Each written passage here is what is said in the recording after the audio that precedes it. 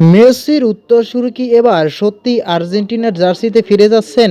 Thiago মেসিকে ঘিরে এমনই এক চাঞ্চল্যকর দাবি ফুটবল ভক্তদের মধ্যে ব্যাপক আলোচনার জন্ম দিয়েছে। সামাজিক যোগাযোগ মাধ্যমে ছড়িয়ে পড়া একটি লাইভ ভিডিওকে কেন্দ্র করে দাবি করা হচ্ছে থিয়াগো মেসি নাকি আবারও আর্জেন্টিনার হয়ে মাঠে নামার জন্য প্রস্তুতি নিচ্ছেন। আর সবচেয়ে বড় চমক, তিনি নাকি বাবার উত্তরসূরি হিসেবে আর্জেন্টিনার জার্সি পরার কথা জানিয়েছেন।